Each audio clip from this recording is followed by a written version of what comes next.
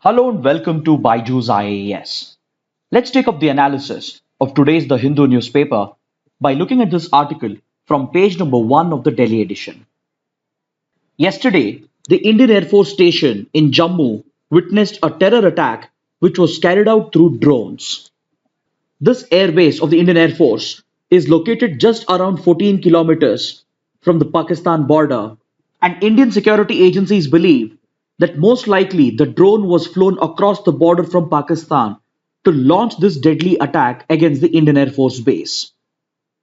Reportedly, there were two drones involved in the attack, which were fixed with IEDs or improvised explosive devices, which detonated upon impact. But fortunately, it was a minor incident as only two officers of the Indian Air Force were injured. Now, this event is very significant because this marks the first drone-based terror attack on Indian soil. See, of late, drones have become a unique emerging security threat.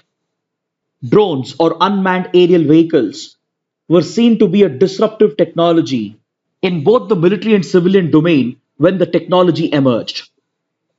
Today, based on their application, drones are primarily classified into two categories. First, we have military-grade drones, which are often used for surveillance, intelligence collection, electronic warfare, and as well as in actual combat, where UAVs are armed with missiles and other deadly weapons, which can launch precision strikes at targets. These military-grade drones are usually larger in size, almost comparable to a fighter jet, and almost every major armed force and security force in the world today operate a large fleet of drones. The United States, for example, is known to use armed UAVs to strike at terror targets in conflict zones such as Afghanistan, Syria, Yemen, etc. Even the Indian Armed Forces and Security Forces are known to use a wide range of UAVs mainly for surveillance and as well as for collection of intelligence. But however, India is not yet known to be using any armed UAVs in actual combat. India has procured several UAVs, especially from Israel, which includes drones such as the Searcher and the Heron drones, which are primarily used for surveillance and intelligence gathering. Currently, India is in the process of developing an armed version of a drone known as the Rustam, and India is also looking to procure armed drones from Israel and as well as from the United States.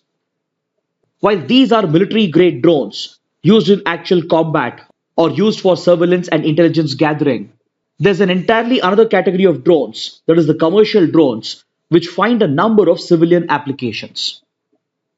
In the civilian domain, these commercial drones, which are readily available off the shelf, they're used for a wide range of civilian activities, including disaster management, resource management, for enabling law enforcement in cities, for recreational purposes, including photography and videography.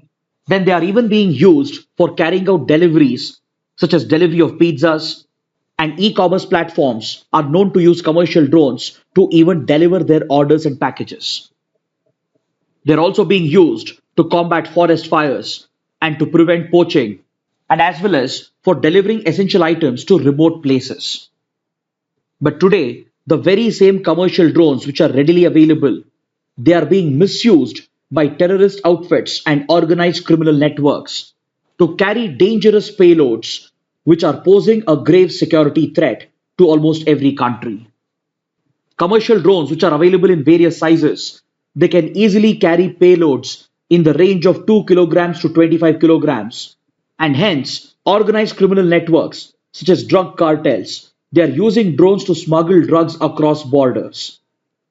Then terrorist and insurgent outfits, which are working with the support of intelligence agencies of other countries, are known to smuggle weapons and other logistics that are needed for carrying out terror attacks across the border by using drones. Many terror outfits and other extremist organizations, they have already gained expertise to attach explosives or even rudimentary bombs, including IEDs, through which they are essentially turning a commercially available drone into a deadly targeted missile, which could be used with great precision to carry out a major terror attack against strategic and critical facilities, thereby posing a grave threat to a country's national security. Today, this disruptive technology, which brought so many advantages to the armed forces and to the civilian domain, is also being misused, and dangerous payloads are being carried by criminal networks and terrorist outfits to threaten the security interests of countries. There are several aspects that make it difficult to prevent this misuse of drones, and these challenges include these commercial drones are readily available and they are very easy to procure. And right from small nano and micro drones to quadcopters and hexacopters, including regular large size drones, can be easily procured as these are commercial products available readily off the shelf. These commercial drones are very easy to operate, and since they are operated and controlled remotely, it provides enormous opportunities for terrorist outfits, criminal networks, and hostile intelligence agencies to misuse these drones to threaten the national security of other countries. These drones, they're able to evade traditional defense mechanisms. They can even breach the air defense system because they easily manage to evade radars as they fly very low, very close to the ground, and they often happen to be very small in size. The radars, which are part of traditional air defense, they can only detect high flying objects and large objects, that two objects which have a heat signature, or they're successful in detecting those objects which have a large surface area. But since drones are very small in size, and since they have the ability to fly very low, very close to the surface of the earth, they often escape radar detection, thereby rendering traditional air defense mechanisms useless. Then, upon this, a fleet of drones can be assembled together to operate as a coordinated swarm to launch an overwhelming attack against a major target. It's possible to link hundreds of drones together and they can be made to fly in synchronization to attack a high value target with great precision.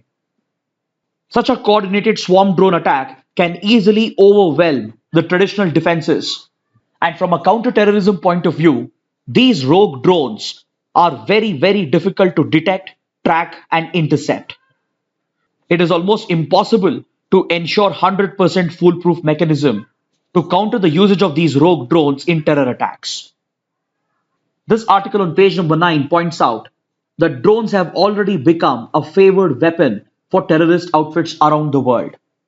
Today, drones and UAVs, they have become an integral part of asymmetric hybrid warfare.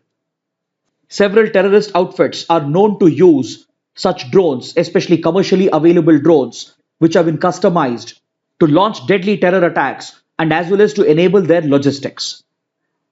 Several intelligence agencies which engage in covert wars, which are known to back such terrorist outfits, they are passing on this technology and enabling such terror outfits to make use of drones to launch such asymmetric hybrid attacks, which are extremely difficult and almost impossible to counter. There are several instances of armed drones being used by terrorist outfits, and it all began in 2014-2015 when the ISIS or the Islamic State began converting commercially available drones to carry out its terror attacks in Iraq and Syria. A few years back, there was one major attack against a Russian military base when Russia was fighting against ISIS terrorists, where the Islamic State had used a group of coordinated swarm drones to launch a simultaneous attack against a Russian military base. Then Western intelligence agencies have come across several intelligence reports that Al Qaeda has been working on this technology for several years, and it is very eager to use commercially available drones to drop chemical and biological weapons in civilian populations. Then extremist outfits like Hezbollah that operates out of Lebanon and Hamas which operates out of the Gaza Strip, they're known to make use of commercially available drones. They re-engineer them and customize them to carry their supplies, that is for logistical support, and as well as to launch attacks against their targets. Then in 2018, we witnessed an assassination attempt against the president of Venezuela, where the political rebels of the president used an armed drone to target him.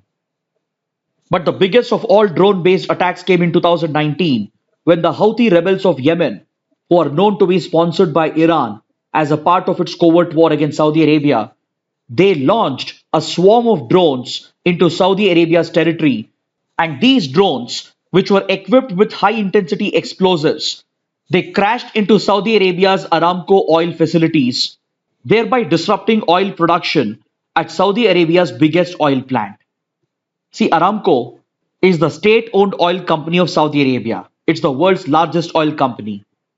One of its biggest oil production plants was attacked through swarm drones, which disrupted production, and it even led to fluctuation in global oil prices.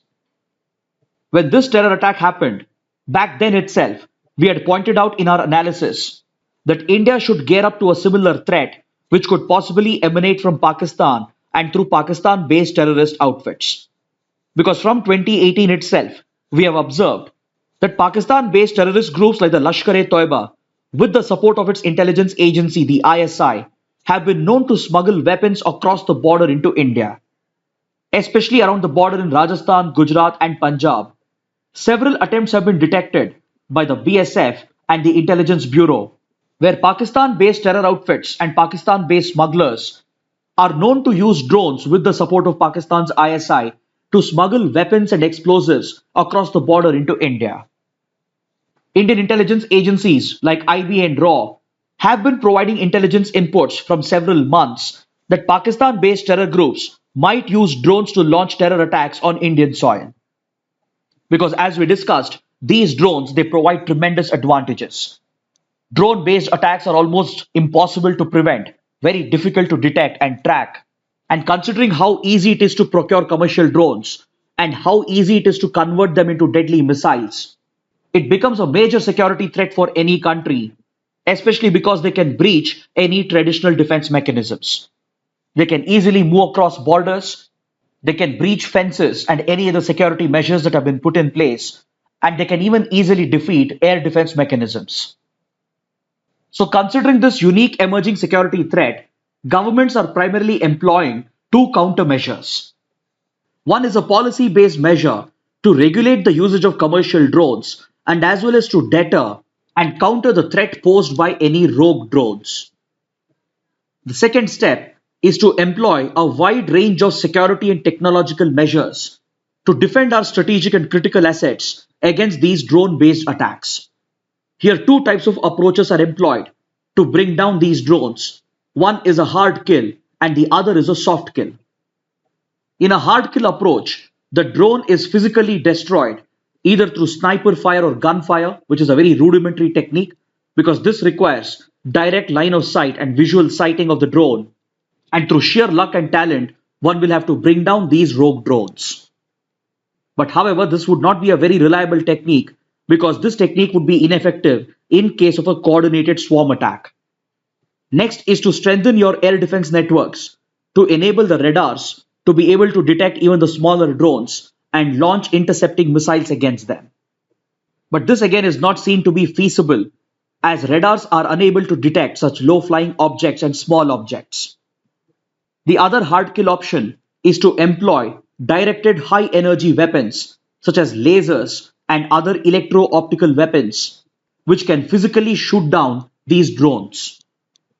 All these techniques, they result in the physical destruction of the drone, and the falling debris will not only threaten people below on the ground and civilian areas, but by employing these hard kill techniques, you will even end up destroying any vital evidence. So instead, the most preferred approach to counter drones is the soft kill approach, which will retain the drone intact. As a countermeasure, radio frequency jammers can be employed to disrupt the radio link between the drone and the remote pilot.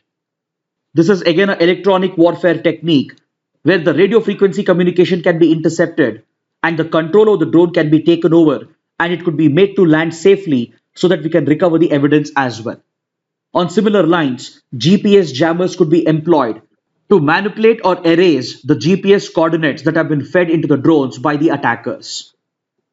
By employing radio frequency jammers, a digital fence can also be created through geotagging, wherein around important locations and strategic critical facilities, a digital fence can be erected which will block out the entry of any drones through radio frequency jammers and GPS jammers.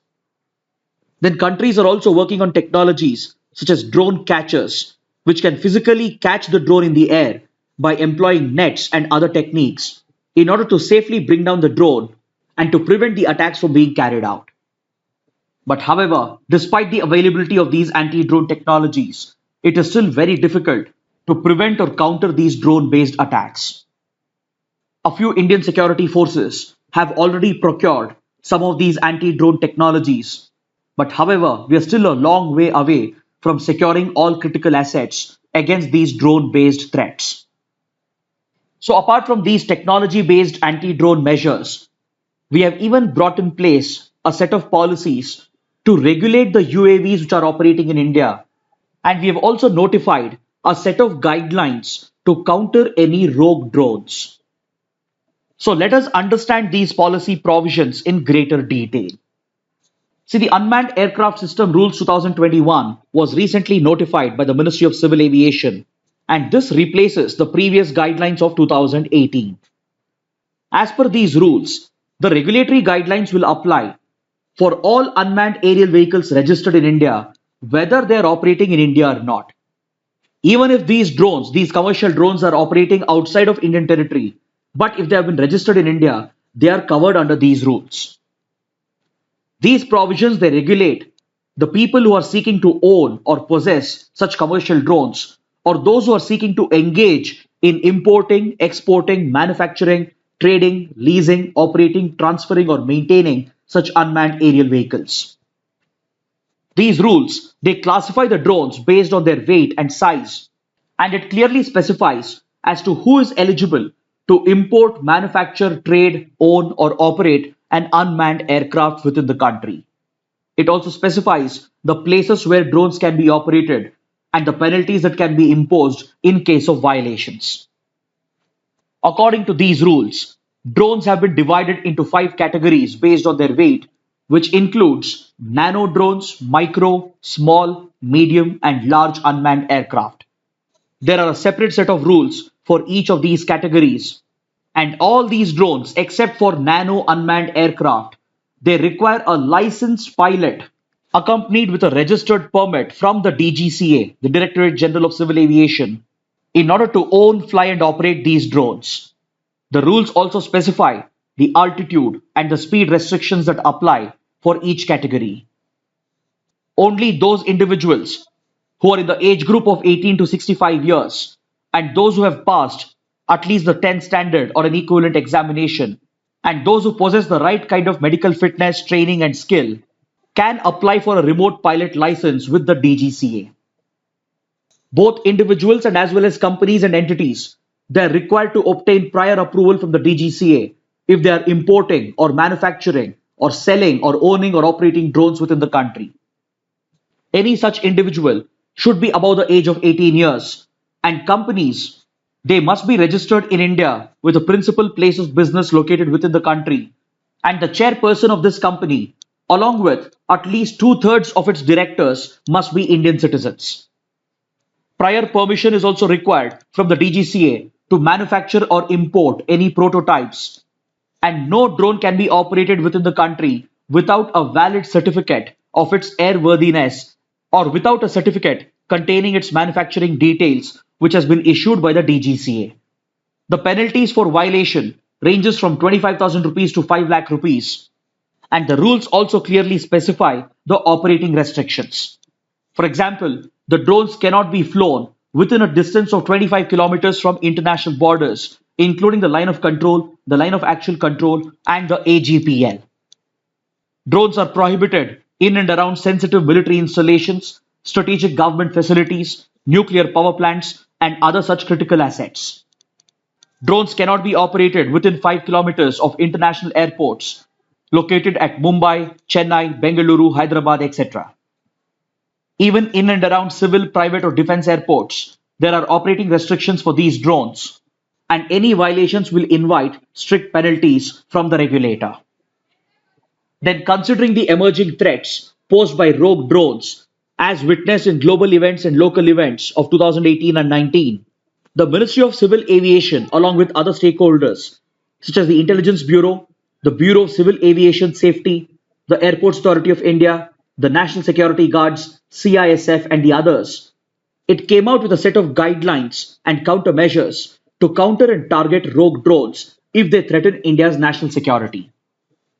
As per these guidelines, three different models have been developed based on the sensitivity of the vital assets and the location of the installations. See, the sensitivity of strategic locations varies from location to location, from state to state, and there are many factors which defines its vulnerability and sensitivity. Accordingly, three different models have been developed to classify and categorize our strategic and critical assets. First, we have the full-scale model, which applies for the most vital critical strategic assets of national importance, such as the Rashtrapati Bhavan, the Prime Minister's office, the Parliament House, the North Block and the South Block, which houses key ministries, nuclear power plants, critical military installations and major airports. They all fall under the first category where full-scale defense measures have to be employed. At these strategic critical facilities, countermeasures, including primary and passive detection methods, have to be employed, including radar-based air defense, radio frequency jammers, electro-optical weapons, infrared cameras, etc. Then comes the mid-segment model, which includes medium category strategic installations, such as metro stations, airports, oil refineries, ports, and other power plants. Here, a slightly lower level of threat mitigation techniques can be employed, which primarily focuses on soft kill approach. Whereas in the full-scale model, a mix of hard kill and soft kill measures can be employed. Then finally, we have the basic model, under which state-level strategic assets, including secretariats, official premises, and national monuments are covered. At these locations and at these facilities, a very basic threat mitigation strategy should be employed by relying upon the right technological interventions. These guidelines, they talk about developing a realistic vulnerability assessment of various strategic and critical targets in the country, and based on the threat perception and local security considerations of each target, suitable countermeasures will have to be employed. The countermeasures suggested under the guidelines include both hard kill and soft kill approaches that covers sky fences, such as a digital fence, making use of radio frequency and GPS jammers, along with the employment of directed high energy weapons, such as laser weapons, including the deployment of drone catchers. See, even these policy measures can only partially help in deterring the threats, because the unmanned aircraft system rules will only help in regulating the usage of commercial drones in the country, and it will likely help deter its possible misuse. The counter-rogue guidelines only provides for a response and a strategy to protect our critical assets against any drone-based attacks. But despite these policies and despite the implementation of these countermeasures, rogue drones can still be used by terrorist outfits, especially the ones which are backed by hostile intelligence agencies, to breach our national security and to carry out major attacks on our territory.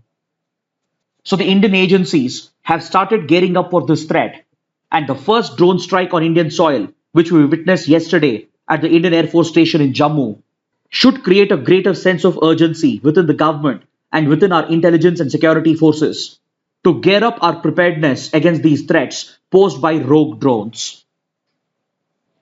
Now let's look at this editorial from page number 6. It deals with Pakistan being retained on the grey list of the Financial Action Task Force. We had covered this development the other day in brief, but today let's look at a more detailed assessment, including a detailed discussion of the Financial Action Task Force. See, the FATF was set up in 1989 through an initiative of the G7 countries. It functions as an intergovernmental body to combat money laundering and terrorist financing. The secretariat or the headquarters of the FATF is located at the headquarters of OECD in Paris. This intergovernmental body was set up in 1989 by the G7 countries to initially combat money laundering, which was emerging as a criminal offense. Money laundering was emerging as an economic security threat, and hence, to tackle this criminal offense, the FATF was set up by the G7. So initially, when the task force was set up, its only mandate was to combat money laundering. Its second mandate, which is to counter terrorist financing, was added much later in October 2001 following the 9/11 attacks. Because the 9/11 terrorist attacks carried out by the Al-Qaeda against the United States clearly exposed the links between money laundering and organized crime and terrorism. A clear link emerged between money laundering and terrorist financing, and hence the mandate of FATF was expanded in 2001 to include countering financing of terrorism as well. Today, the FATF functions as a policy making body and it performs a few key functions. First and foremost, it establishes a set of global standards which have to be followed by member countries and other jurisdictions by including these standards into their national law. Based on FATF anti-money laundering standards, member countries have to inculcate these standards into their national law to counter money laundering and to tackle terrorist financing. Then their adoption and their enforcement is monitored by the FATF, and those countries and jurisdictions which fail to comply with FATF standards or which fail in enforcement, they could be penalized by the FATF as well. The FATF also studies the global trends in money laundering and terror financing and comes out with appropriate countermeasures, which are again introduced into the global standards through frequent updation. Accordingly, member countries and other jurisdictions have to amend their national laws as well to constantly stay in line with FATF standards. Today, the FATF has 39 full-time members, including 37 countries and 2 regional organizations, which includes the European Union and the Gulf Cooperation Council. As of 2020, FATF is associated with 9 regional FATF-styled bodies, including the APG group or the Asia Pacific group that covers the jurisdictions of India and Pakistan. These regional FATF-styled bodies, they assist the FATF in enforcing its global standards and in reviewing the progress of the countries under their jurisdiction. The FATF also works closely with global organizations such as the UN Security Council to tackle money laundering and terror financing and to enforce the standards that it comes out with. Those countries and jurisdictions which fail to comply with FATF standards and those jurisdictions which are deliberately violating the standards, they can be punished and penalized by the FATF following its review process. Accordingly, a country can be listed on its grey list, or formerly known as other monitored jurisdictions. Placing a country on a grey list is like giving it a notice. This would mean that the country is not complying with FATF standards with regard to money laundering and countering terror financing, and it means that it has become a safe haven for terror funding. Following the grey listing of a country, it will be given a set of targets through an action plan, which has to be followed by that country, and these targets will have to be achieved within a deadline that has been prescribed by FATF. At the end of this deadline, another round of review is taken up to see whether the country should be retained on the grey list or can it be removed from the grey list if it has complied with all the standards. But if despite this notice, if the country is failing to achieve these targets and implement the action plan, the FATF can even consider placing that country on the blacklist, which will invite serious economic consequences. Blacklisting a country is formally known as call for action, or those jurisdictions are declared as non-cooperative countries or territories, and such blacklisting would have very serious economic consequences for that country. Coming to the challenges that Pakistan has run into at the FATF, Pakistan was placed on the grey list of FATF between 2012 and 2015. In fact, from 2009 itself, that is after the 26/11 attacks, Pakistan came under a lot of international pressure, and along with India's course of diplomacy, India managed to gain the support of several countries like US, UK, France and Russia, and it has managed to exert pressure on Pakistan through the FATF. From 2009, Pakistan is under investigation of the FATF, and it has been grey listed once in the past. Even grey listing brings in some economic consequences, and reportedly Pakistan suffers an annual loss of $10 billion when it is grey listed by the FATF. But after Pakistan complied with the targets given by the FATF, it had been removed from the grey list. But recently, again, discrepancies were noticed in Pakistan's compliance, and hence Pakistan was again placed on the grey list in 2018. Since then, it continues to remain on the grey list, and recently, just a few days back, during a FATF review, the FATF has decided to retain Pakistan on the grey list. After it was grey listed in 2018, Pakistan was given a 27-point action plan which was to be implemented, and the FATF was mainly focusing on ensuring the prosecution and conviction of terrorists who have been proscribed by the United Nations. During its 2018 review, the FATF found that Pakistan was not complying with the standards again, and it was openly violating UN Resolution 2462 that deals with criminalizing terror financing. Then Pakistan was supposed to act against UN proscribed terrorists such as Masood Azhar and Hafiz Saeed, who have been designated as global terrorists by the 1267 Sanctions Committee of the UN Security Council, or also known as the Taliban or the Al-Qaeda Sanctions Committee. Masood Azhar, the founder of Jaish-e-Mohammed, and Hafiz Saeed, the founder of Lashkar-e-Toiba and Jamaat-ud-Dawa, they have been held responsible for several terror attacks against India. And despite being presented with overwhelming evidence, Pakistan has often failed to act against them.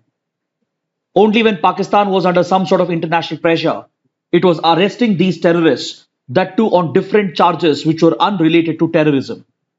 Pakistan often arrested them for breach of peace and for disrupting public order, but these terrorists who were designated by the UN Sanctions Committee, they would never be charged under anti-terrorism laws of the country. See, once a terrorist is declared as a global terrorist through the 1267 Sanctions Committee, then all countries are obligated to freeze their accounts, deny them access to weapons, and impose a travel ban on them. But Pakistan had failed to do this, and it was only seen to be taking limited action and minimal action against terrorists, only to deflect international pressure. So after its repeated failure, it was grey-listed by the FATF and it was given a 27-point action plan. Today, Pakistan faces the risk of getting blacklisted, and India is actively lobbying by using its influence, and through its coercive diplomacy, it is looking to gain enough support to blacklist Pakistan so that we can put an end to Pakistan's state sponsorship of terrorism. This objective could be achieved by India because blacklisting by FATF involves serious economic consequences. As of date, only 2 countries have been blacklisted by the FATF, that includes Iran and North Korea.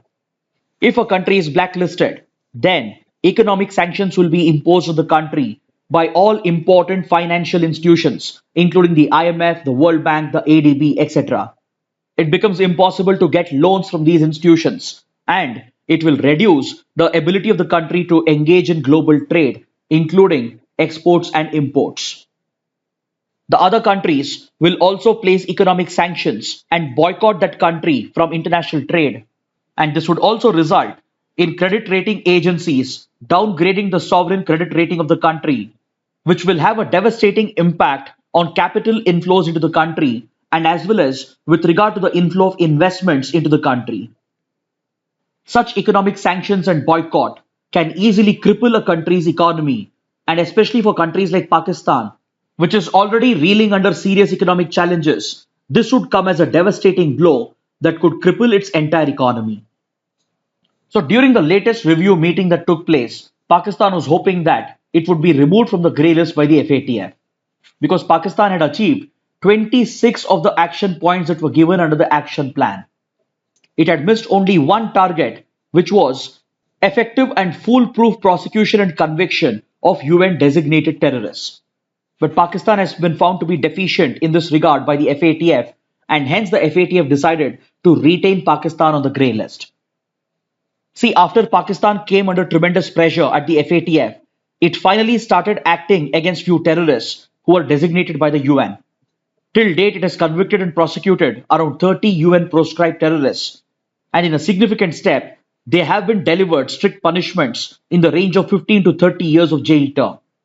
In the past, this would never happen because whenever Pakistan took action against UN proscribed terrorists, it was always temporary minimal action, and after a few months or few years in jail, Pakistan would conveniently release them, and in many cases, these terrorists would never be charged with terror-related cases. But now under FATF pressure, it has finally started to act, but FATF has noticed that Pakistan is yet to act against all UN designated terrorists, especially against leaders such as Hafiz Saeed and Masood Azhar. Pakistan is yet to act against strictly, and hence FATF has decided to retain Pakistan on the grey list. The FATF has called upon Pakistan to take action against all the UN proscribed terrorists, and along with this pending target, it has given a new list of 6 targets. So after facing this pressure and embarrassment at the FATF, Pakistan has attacked India for misusing and politicizing the FATF to target Pakistan unnecessarily. Within Pakistan, there is also a view that the US is supporting India in order to use this as a leverage against Pakistan, because according to reports, the US is seeking a military base in Pakistan or along the Pakistan-Afghanistan border as it withdraws its troops from Afghanistan. So Pakistan has again been found to be giving excuses and blaming India and US, while to begin with, Pakistan invited this action from the FATF due to its gross failure to act against money laundering and terror financing. So the editorial hopes that these steps taken by the FATF will finally force Pakistan to act, and there actually exists some hope in this regard because Pakistan has acted upon 26 of the action points given by the FATF, and nearly 30 UN proscribed terrorists have been convicted. So as Pakistan stays on the grey list, the priority for India right now should be to ensure that justice is delivered to the victims of major Pakistan-sponsored terror attacks, including the 26/7 attacks and the parliament attacks. And India shouldn't rest its course of diplomacy against Pakistan, as this could yield considerable results by bringing significant international pressure on Pakistan for sponsoring and nurturing terrorism against India. Next, on page number 6, we have a column written by Happymon Jacob, which deals with the ongoing political developments in Jammu and Kashmir. But we have covered this topic in detail in the last few days. Hence, I would request you to go through this column once. Then on the same page, we have a column related to LGBTQ rights. But I have covered this topic as well in detail on the 19th of June. So kindly go back and watch this analysis once, and later you can go through this article. Now let's look at the mains practice questions. The first question: drones present a uniquely challenging security threat when it comes to terrorism and asymmetric hybrid warfare. Examine. The second question: Pakistan has run into problems at the FATF due to its failure to act against money laundering and terror financing. Discuss the background along with recent outcomes and implications. Kindly write an answer to these questions and post your answers in the comment section below. So this concludes our discussion for today. Thanks for watching.